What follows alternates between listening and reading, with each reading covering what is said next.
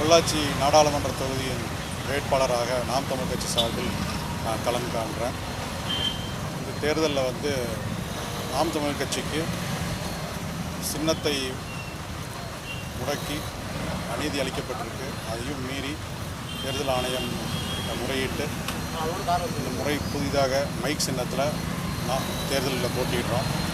Mic சின்னத்துக்கு வாக்காளர்கள் பெரும் வாரியாக ஆதரவு தந்து வெற்றி பெறச் செய்யுமாறு இந்த நிகழ்ச்சி வாயிலாக நான் கேட்டுக்கிறேன்.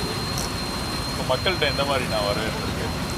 சென்ற தேர்தலில் நாங்கள் வாக்கு சேகரிக்கும் போது மக்களிடம் மாற்றுக்கான அரசியல் நாம் தமிழ் கட்சி முன் வைக்கிறதுல வரவேற்பு இருந்துச்சு. இந்த முறை பார்த்திங்கன்னா மாற்று அரசியல் தான் இதுக்கு தீர்வு. கடந்த 20 ஆண்டுகளாக தேசிய கட்சிகள் ஆண்டிருக்கு. 10 வருஷம் காங்கிரஸ் ஆட்சியும் அதுக்கு பின்னாடி 10 வருஷம் பாரதிய ஜனதா கட்சி ஆட்சியில் இருந்திருக்காங்க.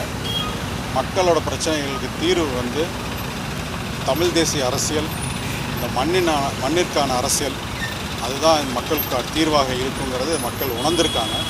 இந்த தேர்தலில் நாம் தமிழ் கட்சிக்கு சிறப்பான வரவேற்பு இருக்குது. பொள்ளாச்சி நாடாளுமன்ற தொகுதியின் வேட்பாளராக நாம் தமிழ் கட்சி சார்பில் நான் களம் காண்கிறேன். இந்த தேர்தலில் நாம் தமிழ் கட்சிக்கு சின்னத்தை முடக்கி அநீதி அளிக்கப்பட்டிருக்கு. அதையும் மீறி தேர்தல் ஆணையம் முறையிட்டு இந்த முறை புதிதாக மைக் சின்னத்தில் நான் தேர்தலில் போட்டியிடுறோம்.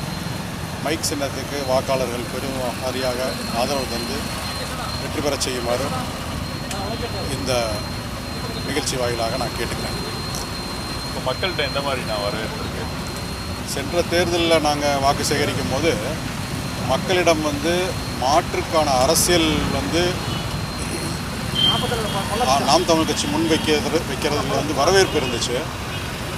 இந்த முறை பார்த்திங்கன்னா மாற்று அரசியல் தான் இதுக்கு தீர்வு. கடந்த 20 ஆண்டுகளாக தேசிய கட்சிகள் ஆண்டிருக்கு. 10 வருஷம் காங்கிரஸ் ஆட்சியும் அதுக்கு பின்னாடி 10 வருஷம் பாரதிய ஜனதா கட்சி ஆட்சியில் இருந்திருக்காங்க. மக்களோட பிரச்சனைகளுக்கு தீர்வு தமிழ் தேசிய அரசியல், இந்த மண்ணிற்கான அரசியல், அதுதான் மக்களுக்கு தீர்வாக இருக்குங்கிறது மக்கள் உணர்ந்திருக்காங்க. இந்த தேர்தலில் நாம் தமிழ் கட்சிக்கு சிறப்பான வரவேற்பு இருக்குது.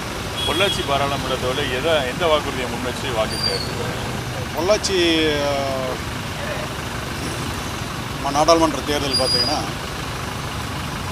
முக்கியமான வேளாண் சம்பந்தமான பகுதி.